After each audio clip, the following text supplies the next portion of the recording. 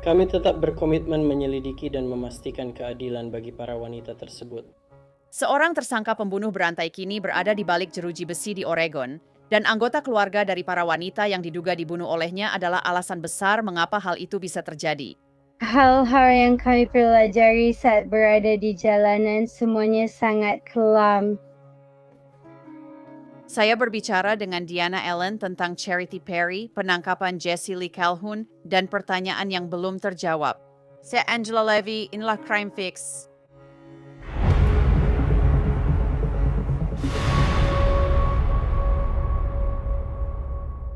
Morgan adalah firma hukum cedera pribadi terbesar di Amerika karena selalu membela dan sering memenangkan kasus kliennya. Firma ini punya lebih dari 1.000 pengacara dan telah memperoleh kembali 25 miliar dolar untuk 500.000 klien dalam beberapa bulan terakhir. Klien di Florida mendapat 12 juta dolar meski tawaran asuransi hanya 350.000 dolar, sedangkan di Pennsylvania klien lain menang 26 juta dolar. Itu 40 kali lebih besar dari tawaran asuransi. Morgan & Morgan sangat memudahkan memperjuangkan hakmu. Kamu bisa mulai klaim dari ponsel di forthepeople.com/crimefix jika terluka. Klik tautan di bawah atau pindai kode QR di layar. Seorang pria di penjara Oregon diduga keluarga korban sebagai pembunuh berantai wanita muda. Ketakutan bahwa ada seorang pria yang berkeliaran di jalanan mencari wanita rentan untuk dijadikan target muncul kembali pada tahun 2023. Keluarga para wanita muda itu pun mulai melakukan penyelidikan sendiri. Anda akan segera mendengar dari salah satu dari mereka. Antara Februari hingga Juni 2023, 6 jenazah wanita ditemukan dalam radius 100 mil dari Portland. Kristen Smith adalah korban pertama. Ditemukan 19 Februari 2023, Joanna Speaks juga dibunuh. Jenazahnya ditemukan pada awal April 2023. Bridget Webster hilang awal Maret, jenazahnya ditemukan 30 April. Jenazah Charity Perry ditemukan akhir April 2023, lalu Ashley Rell ditemukan pada Mei. Kelima wanita itu sangat dicintai keluarga, namun semuanya rentan karena masalah kesehatan mental atau kecanduan. Mereka dikenal sebagai Portland 5, dipimpin Jesse Lee Calhoun yang dipenjara sejak 2023. Pada Juli tahun itu, polisi menyatakan sudah memiliki tersangka dalam 5 kasus pembunuhan, namun baru mengungkap identitasnya ke publik pada Mei 2024. Namun, muncul pertanyaan apakah Calhoun seharusnya sudah bebas pada 2023? Calhoun memiliki riwayat kriminal, termasuk vonis atas kasus pembobolan dan pencurian. Dia mulai menjalani hukuman 4 tahun penjara pada 2019, namun mendapat grasi pada 2021 karena berkelakuan baik dan bekerja sebagai petugas pemadam kebakaran penjara pada musim kebakaran hutan. 2020, menurut Fox, 12 Oregon grasi itu dicabut gubernur lain pada 2023 ketika menjadi jelas bahwa Calhoun adalah orang yang dicurigai dalam kasus pembunuhan tersebut. Saat ini Calhoun didakwa membunuh 4 dari 5 korban Portland. Berikut adalah jaksa penuntut umum saat konferensi pers pada tahun 2025. Kami di sini hari ini untuk mengumumkan bahwa Dewan Juri telah mendakwa Jesse Calhoun atas pembunuhan Kristen Smith pada 20 November 2022. Seperti yang Anda ketahui, Tuan Calhoun didakwa membunuh Charity Perry, Joanna Speaks, dan Bridget Webster antara bulan Maret dan April 2023. Surat dakwaan ini menambahkan 2 tuduhan tambahan, yaitu pembunuhan tingkat 2 dan penyalahgunaan mayat tingkat 2. Jaksa menyebut Kristen Smith sebagai korban pertama Jesse Lee Calhoun yang dibunuh pada 20 November 2022. Ibunya Melissa berbicara di konferensi pers itu. Seperti yang banyak dari kalian mungkin tahu, ini adalah putri saya yang lain, Haley, yang selalu ada di samping saya selama ini. Mimpi buruk ini roller coaster, tapi maaf, aku benar-benar sangat terbawa emosi. Aku tetap kuat melakukan yang bisa untuk menyelamatkan putriku. Dan itu benar-benar sulit diterima saat tahu aku terlambat dan butuh bantuan menemukannya. Aku sudah melakukan segalanya untuk mencari jawaban dan berjuang. Aku tak akan mampu melakukan semua itu atau bertahan tiap hari tanpa keluargaku, tanpa putriku. tanpa teman-temanku. Teman-teman, mereka tak peduli kami kemana atau melakukan apa, kami hanya pergi mencari dan menempelkan selebaran. Aku ingin berterima kasih kepada semua orang atas dukungan dan kasih sayangnya, serta karena telah menjaga nama dan kenangan Kristen tetap hidup dan tidak terlupakan. Aku berterima kasih pada keluarga korban lain yang selalu mendukungku. Kita mencari, berjuang dan tak pernah menyerah. Dan tetap berada di sisiku bahkan setelah Jesse Calhoun didakwa. Untuk 3 orang yang kamu cintai dan Kristen tidak, kamu di sini bersamaku hari ini. Saat Melissa Smith berbicara, terlihat dia khawatir tuduhan tak muncul di kasus putrinya. Sudah 898 hari yang panjang dan menyakitkan sejak hari aku mengetahuinya. Kristen Smith wafat. Kemudian pada 17 Mei 2024, tahun lalu polisi membuat pernyataan bahwa Jesse Calhoun didakwa atas 3 dari 5 gadis tersebut. Aku tak bisa jelaskan rasa sakit hari itu bahwa Kristen bukan salah satu gadis itu. Aku tetap tegar bersama keluarga lain dan senang mereka mendapat jawaban. Aku berdoa setiap hari agar hari ini datang untukku, untuk kita. Sudah 445 hari sejak dakwaan pertama terhadap 3 gadis itu. 445 hari masih berjuang bersama keluarga korban lainnya. Aku tetap berharap mendapat keadilan untuk Kristen dan percaya pada 2 ayahku. Aku tidak pernah kehilangan harapan. Aku juga berusaha mencari jawaban. Aku selalu bilang pada Kristen sejak kecil, jangan pernah menyerah. Kamu juga. Aku tidak pernah menyerah. Dan aku tidak akan pernah menyerah. Terima kasih kepada semua yang tidak menyerah pada kasus ini, keluargaku, teman-teman, dan terutama yang selalu mengingat kelima wanita ini. Keluarga dan malaikat kami diambil terlalu cepat. 5 Portland tidak akan pernah dilupakan. Kristen Smith berusia 22 tahun ketika dia dibunuh. Ibunya menulis di Facebook bahwa dia mencari putrinya selama 4 bulan sebelum mengetahui bahwa putrinya telah dibunuh. Jesse Calhoun sebelumnya didakwa membunuh Charity Perry. Joanna dan Bridget Webster, salah satu jaksa, membahas tuduhan pembunuhan atas kematian Kristen Smith. Penuntutan ulang Tuan Calhoun menjadi tonggak penting kasus ini. Kami mengakui kekuatan dan kesabaran keluarga Kristen Smith sepanjang proses ini. Kristen meninggal di usia 22 tahun. Sudah 2,5 tahun sejak jenazahnya ditemukan. Kami menyadari ketidakpastian tentang apakah dan kapan seseorang didakwa sangat sulit bagi keluarga. Kami berterima kasih atas kepercayaan dan kesabaran mereka, juga semua keluarga terdampak. Saya ingin sangat jelas, kita masih memiliki jalan yang sangat panjang di depan. Sidang pengadilan saat ini diperkirakan akan berlangsung pada tahun 2027 dan kita masih memiliki banyak pekerjaan yang harus dilakukan antara sekarang hingga saat itu. Kami tetap berkomitmen pada penyelidikan ini dan untuk memastikan keadilan bagi setiap perempuan ini. Kami menghargai waktu Anda semua. Tahun 2027 pasti terasa sangat lama bagi keluarga Kristen, Joanna, Charity, dan Bridget. Seperti yang kita semua tahu, Jesse Calhoun sudah berada dalam tahanan dan sudah cukup lama. Karena penyelidikan masih berlangsung, kami tidak bisa membagikan detail spesifik. Saya bisa sampaikan bahwa sejak awal, para detektif kami benar-benar berkomitmen untuk mengungkap kebenaran. Selama 2,5 tahun terakhir, kasus ini telah menuntut kerja tanpa henti, berjam-jam waktu dan dedikasi yang tak tergoyahkan.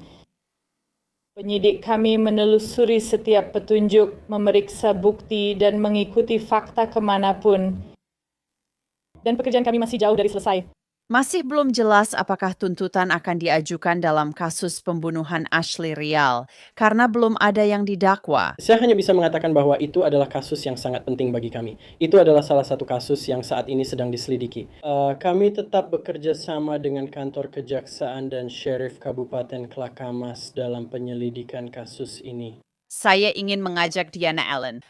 Dia adalah ibunya Charity Perry dan dia udah sangat lama menunggu jawaban atas kematian putrinya. Diana, terima kasih sudah mau berbicara dengan saya. Pertama-tama, bagaimana kabarmu? Itu benar-benar tergantung pada setiap momen, setiap hari. Memang terasa datang dan pergi jauh lebih baik daripada awalnya. Ada banyak masalah medis yang muncul di awal dan saya tahu banyak keluarga lain juga mengalami kesulitan itu. Hanya saat menghadapi kesedihan dan kehilangan putri Anda. Ya, dan kemudian kehilangan orang yang dicintai sangat berdampak dan apalagi jika itu adalah anak Anda sendiri. Tapi kemudian hal-hal yang telah kami pelajari saat berada di jalanan seperti semuanya sangat kelam dan kami telah mempelajari itu. Persidangan ini akan sangat buruk dan menurutku itu membuat semuanya semakin berat, ditambah lagi dengan lamanya waktu sampai persidangan dimulai. Ada banyak jawaban yang ingin kamu ketahui, bahkan aku tidak tahu hari putriku meninggal.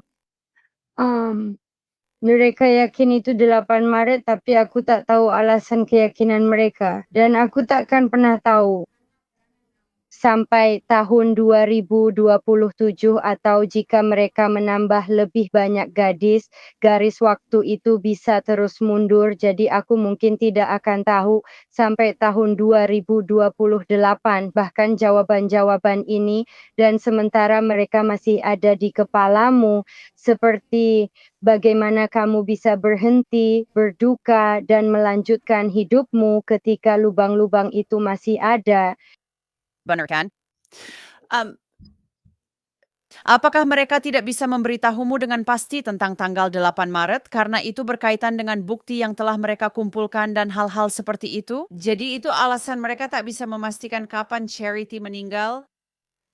Jadi detektif itu memberitahuku bahwa dia yakin itu tanggal 8 Maret dan aku memang sudah memeriksanya. Tatapan di matanya kau tahu itu sangat meyakinkan. Seperti ya, aku sangat percaya pada penalaran mereka, tapi mereka belum memberitahuku kenapa mereka begitu yakin. Dan di awal mereka sangat yakin. Itu adalah April. Aku menuliskan April di batu nisan atau penandanya. Kamu tahu, Dan memang begitu. Itu adalah hal besar bagiku untuk ingin tahu. Hari apa aku membiarkan bagian itu di penandanya tetap kosong. Ya, jadi sekarang aku harus kembali dan menuliskan bulan Maret dan ketika aku benar-benar tahu bukti apa yang mereka miliki, aku juga harus menambahkan bahwa itu tanggal 8 Maret. ya kamu bilang kalau kamu sudah diberitahu bahwa persidangannya, hal itu, ini akan sangat berat. Maksudku kita sedang berurusan dengan seseorang. Aku bahkan benci menyebut namanya, tapi Jesse Lee Calhoun yang dituduh membunuh beberapa wanita muda. Maksudku, Burma adalah putri dan saudara perempuan seseorang, jadi aku hanya bisa membayangkan apa yang akan terjadi selama persidangan. Apakah mereka sudah memberimu petunjuk soal apa yang akan kita ketahui? Karena maksudku pria ini, dia dibebaskan karena grasi atau apalah, dia diberikan grasi oleh Gubernur Calhoun. Dan dia keluar, dan dia tidak lama di luar, lalu jaksa bilang dia mulai membunuh wanita-wanita. Jadi hanya dalam satu pernyataan yang baru saja kamu buat, ada begitu banyak poin berbeda. Jadi pertama mereka harus mengosongkan waktu selama 3 bulan. Mereka memperkirakan persidangan berlangsung 3 bulan dan dijadwalkan mulai Februari 2027. Sekarang setelah mereka menambahkan Kristen ke daftar terdakwa, mereka memberitahu kami bahwa itu akan mundur beberapa bulan lagi. Kami masih mengharapkan mereka akan menambahkan Ashley pada suatu waktu, dan jika yurisdiksinya memang di Multnomah County dan terjadi pada waktu yang sama, saya kira itu berarti itu akan mundur lagi. Saya sendiri juga percaya bahwa ada orang lain yang mungkin bisa ditambahkan ke dakwaan itu, atau apakah rentang waktu antara sekarang dan saat persidangan dimulai juga akan memberi mereka cukup waktu untuk terus menyelidiki kemungkinan adanya korban lain? DIANA, saya ingin kembali ke awal. Kapan kamu menyadari bahwa ada sesuatu yang salah dan bahwa Charity hilang? Jadi pertama kali Charity hilang sebenarnya sekitar bulan Desember atau Januari dan saya tidak punya catatan saat itu. Dia telah dipulangkan dari rumah sakit jiwa ke panti sosial. Jadi saya melakukannya. Saya menemukannya setelah itu dan butuh waktu cukup lama bagi saya untuk benar-benar menemukan lokasinya. Apakah dia pernah menjadi tanggungan negara bagian Washington karena masalah kesehatan mental, mengingat usianya di atas 18 tahun ketika polisi menemukannya? Mereka tidak bisa memberitahu saya di mana dia berada, hanya saja dia sudah tidak hilang lagi. Saya berkomunikasi dengan Charity atau orang-orang di sekitar Charity sampai akhir Februari dan ada beberapa masalah medis, jadi saya kehilangan jejaknya pada bulan Maret. Tapi saya tidak tahu itu. Seperti dia juga menghilang dari jalanan karena masalah kesehatan mental, karena pilihannya untuk hidup tidak stabil, karena dia punya rumah kelompok yang diberikan negara, tapi dia meninggalkannya 2 hari setelah berada di sana, dan mereka tidak bisa memberitahuku. Aku sudah berkomunikasi dengannya di Januari dan awal Februari, tapi mereka tetap tidak bisa membantuku menemukan lokasi rumah itu untuk membawanya kembali. Apa yang mereka katakan adalah membawanya ke rumah sakit untuk evaluasi kesehatan mental dan kemudian memintanya menandatangani surat izin informasi. Dan kemudian mereka bisa berbicara dengan saya tentang hal itu. Itu terjadi akhir Februari saat dia menolak bertemu langsung dengan saya. Dia tidak mau kembali ke rumah sakit. Dia baru saja menghabiskan beberapa bulan di beberapa rumah sakit yang berbeda pada tahun 2023. Jadi aku pun tidak begitu. Sejujurnya aku bahkan tidak tahu kalau dia benar-benar hilang. Wow. Kapan kamu benar-benar mulai khawatir dan berpikir dalam hati bahwa ada sesuatu yang tidak beres? Seharusnya aku sudah mendengar kabar darinya sekarang. Aku mulai khawatir padanya. Sekitar tanggal 11 Maret saat ada artikel di surat kabar Portland dan di berita tentang pasar fentanyl terbuka itu. Dan ada 11 orang yang mengalami overdosis selama waktu itu.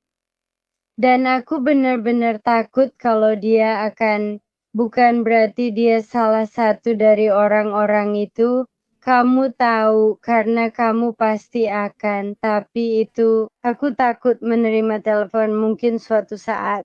Mereka punya obat penenang baru yang sedang dicampurkan ke dalam obat-obatan itu. Jadi aku benar-benar mulai khawatir tentang tanggal 12 Maret dan sayangnya kurasa saat itu sudah terlambat. Wow. Jadi Dan pada saat itu juga aku sedang mengalami beberapa masalah medis dengan karsinoma in situ dan menunggu hasil biopsi. Kamu tahu, sejak saat itu kami mengetahui bahwa yang pasti itu bukan kanker payudara, tapi itu jelas seperti kesehatanku, membuatku jadi kurang berusaha untuk mencarinya. Diana Ellen terakhir tahu putrinya di Vancouver, Washington, jadi dia mulai mencari Charity di sana. Saat teman-teman tenda lain tak melihatnya. Juga ada Ninda di daerah Vancouver. Mungkin itu akhir bulan Maret dan aku terus menunggu telepon.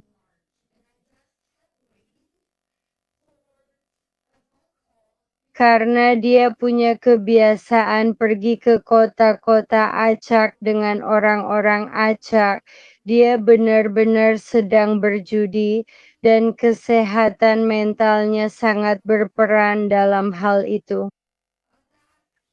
Dia hanya naik kendaraan dengan seseorang dan tidak menyadari bahwa dia akan berakhir sejauh itu. Jadi aku terus menunggu rumah sakit atau kantor sheriff meneleponku untuk menjemputnya. Sebelumnya aku selalu begitu, kau tahu, aku menjemputnya di Astoria, aku menjemputnya di Cottage Grove, aku menjemputnya di Portland. Dan sebagian besar waktu biasanya rumah sakit yang menghubungiku, kau tahu, dan memberitahuku kalau dia ada di sana. Dia juga pernah menghabiskan waktu di Longview, Washington dan di St. John's Medical Center. Dan ketika mereka tidak menelepon, aku mulai benar-benar khawatir. Ya, biasanya hanya dalam 2 atau 3 bulan saja ada kantor yang meneleponku dan memintaku untuk menjemputnya.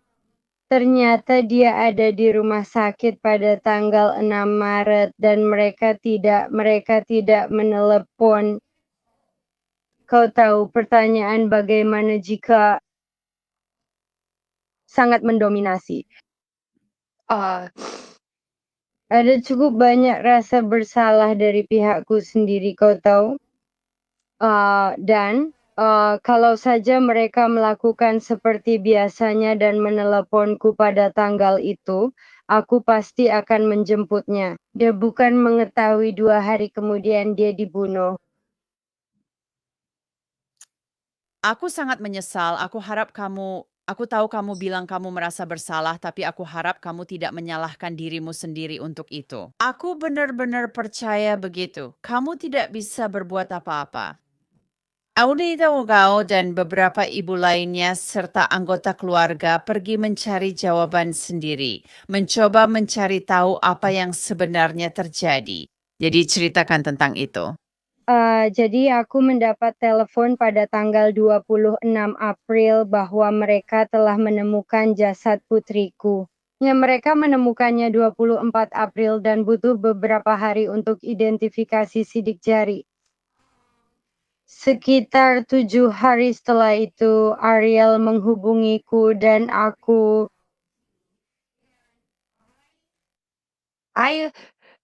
untuk mendukung agar kamu mengerti detail yang aku dapatkan tentang bagaimana mereka menemukan putriku langsung membuatku berpikir bahwa inilah yang terjadi padanya.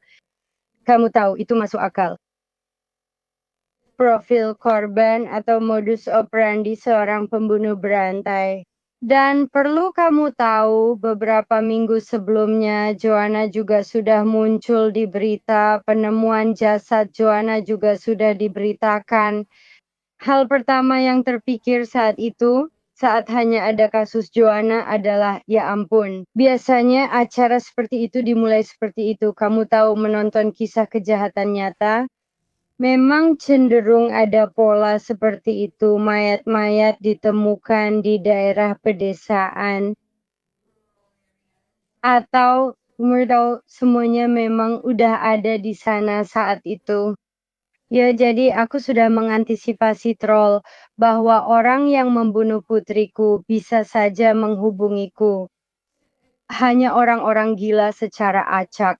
Jadi ketika Ariel menghubungiku, aku berpikir bahwa ini bisa saja pelakunya. Wanita ini bisa saja gila, kau tahu. Dan dia menyebutkan bahwa para detektif akan datang ke Washington beberapa hari kemudian. Nah, dia tidak akan tahu itu jika detektifnya tidak berbicara dengan detektifku. Pada saat itulah aku tahu bahwa dia benar-benar dirinya sendiri. Kami berdiskusi tentang kemungkinan orang yang kami cintai terhubung dalam 10 hari setelah panggilan pertama itu. Diana mengatakan keluarga-keluarga itu sadar ada masalah, lalu berkumpul untuk membandingkan catatan. Kami berkumpul di sebuah hotel bersama Melissa, ibu dari Kristen, dan saya tidak yakin apakah saya yang menulis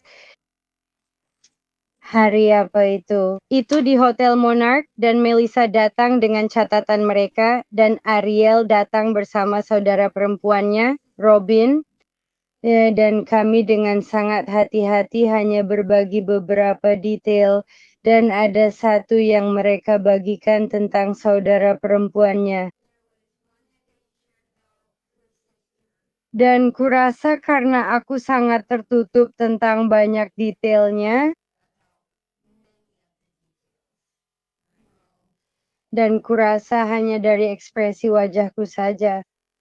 Biarkan mereka tahu bahwa itu adalah detail yang juga terkait dengan amal dan hanya firasat bahwa entah bagaimana semuanya saling berhubungan. Dan itu jauh sebelum surat kabar mulai memberitakan bahwa ada hubungan antara setidaknya 3 dari gadis-gadis itu dan hati ayah. Atau jauh sebelum mereka mengatakan bahwa 4 kematian itu saling terkait. Ini bahkan sebelum kami tahu bahwa ada 4 kematian pada saat itu. Wow. Jadi apa yang kalian lakukan bersama sebagai sebuah kelompok? So maksudku kalian saling berbagi catatan, kalian turun ke jalan seperti apa yang kalian lakukan? Ya, Bu. Jadi awalnya kami saling berbagi catatan dan kami memutuskan untuk berkumpul membuat selebaran. Kami membahas berbagai YouTube. Saya tidak tahu apakah mereka jurnalis atau bukan, tapi mereka orang berbeda dengan akun YouTube. Mereka mencoba menghubungi kami untuk mendapatkan informasi pribadi. Itu adalah hal yang sangat positif dan negatif dari setiap orang yang membantu atau ingin membantu. Dan kami mengumpulkan selebaran semua gadis itu dan mulai membagikannya. Ya, kami membuat nomor telepon Google Voice untuk jalur informasi sehingga Anda bisa menjaga nomor pribadi Anda tetap anonim. Kami mengumpulkan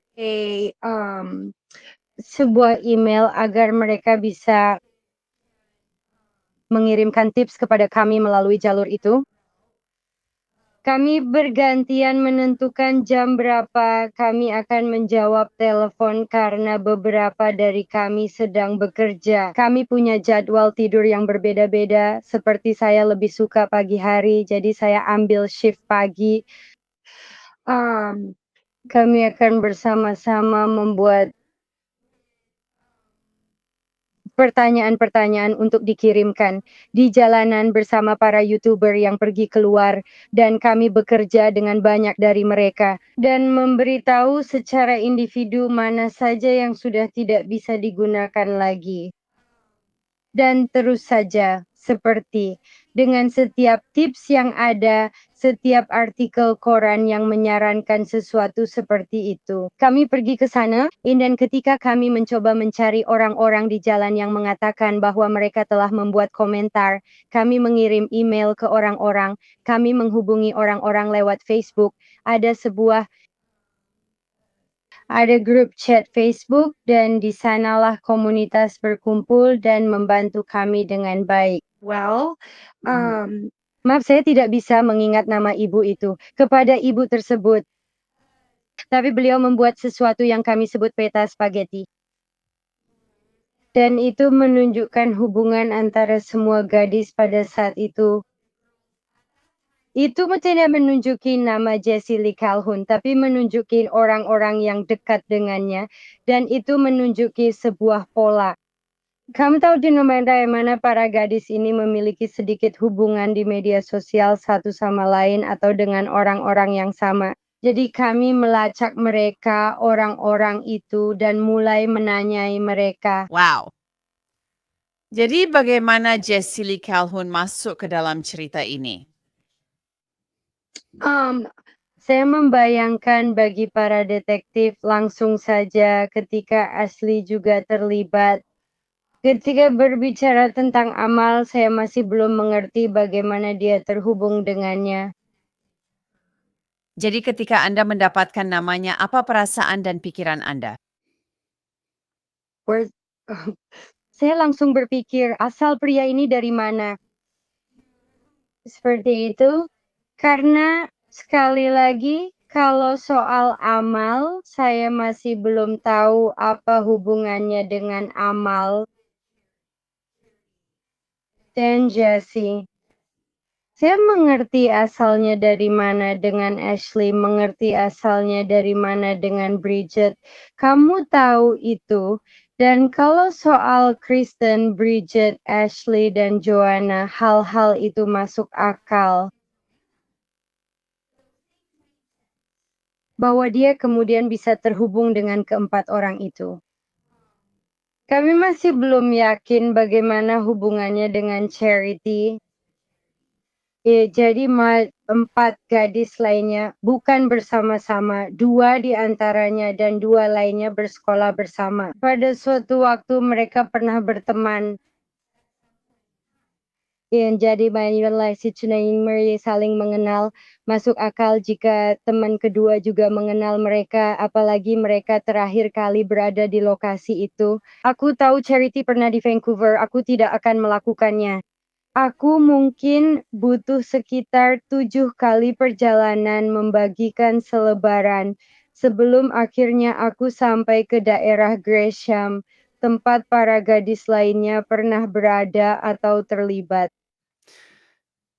Jadi kamu benar-benar tidak tahu bagaimana dia bisa menemukan Charity. Menurutmu polisi tahu? Aku tahu, aku memang berpikir mereka tidak akan memberitahumu, ya Bu, benar, dan itu hanya berdasarkan asumsiku sendiri, entah itu melalui teman rekan. Karena ternyata seperti Charity sudah pernah mengunjungi hati ayah, begitu juga Joanna dan juga Bridget. Kamu tahu itu? Ada juga dugaan bahwa Charity pernah berada di sebuah kompleks apartemen yang berada di area yang sama dengan Bridget, kalaupun bukan di apartemen yang sama. Jadi begitu.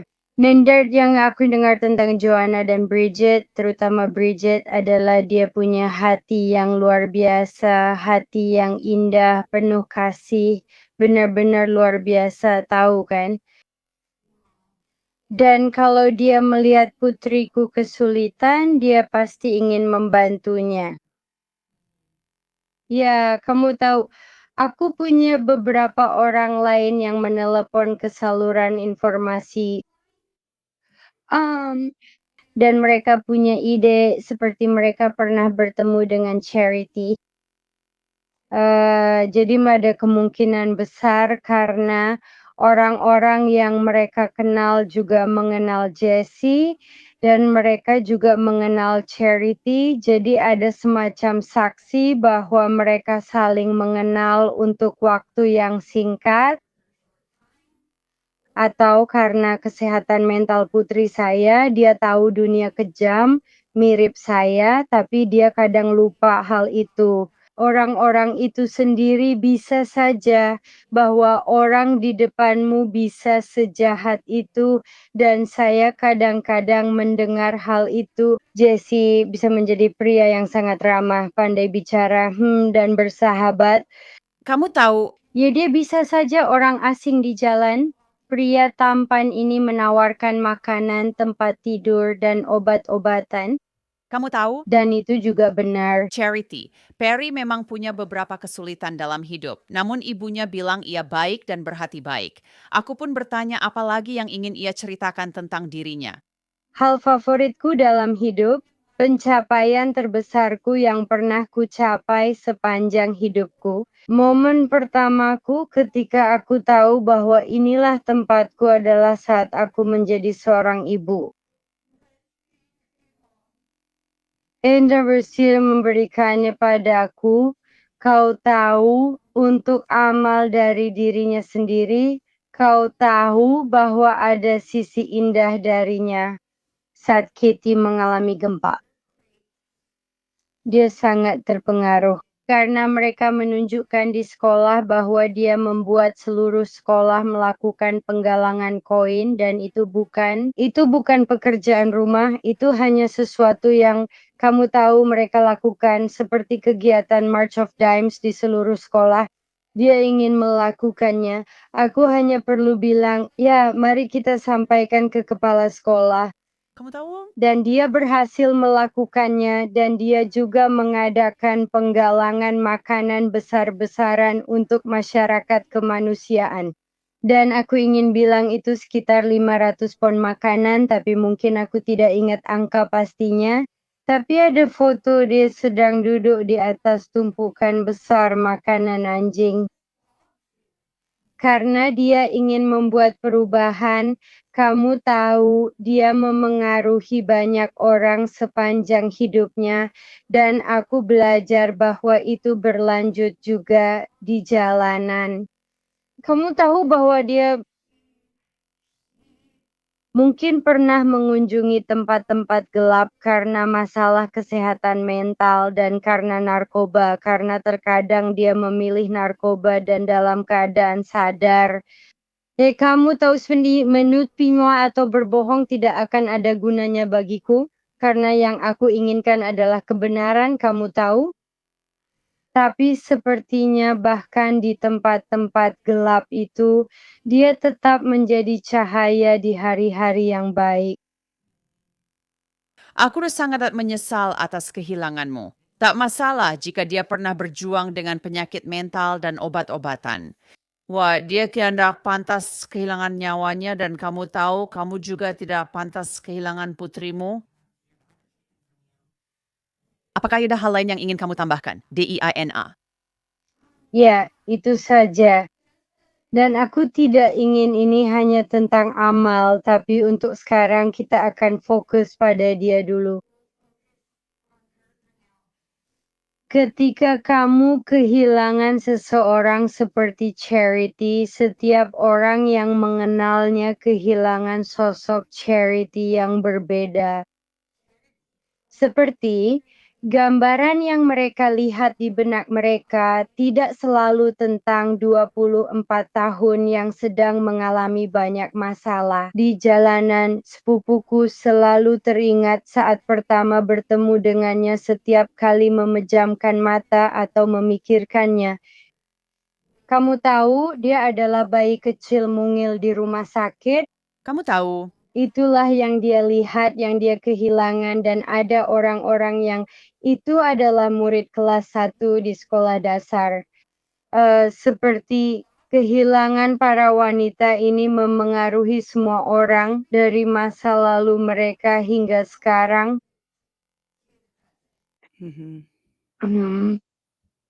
Dan putri-putri ibu itu juga begitu. baiklah Diana, aku benar-benar menghargai kamu sudah berbagi ceritamu denganku, dan aku berharap kita bisa bicara lagi di lain waktu. Sekarang, sidang Jesse Lee Calhoun akan dimulai tahun 2027. Itu saja untuk episode Crime Fix kali ini. Aku Angela Levy, terima kasih sudah bersama aku. Sampai jumpa lagi nanti.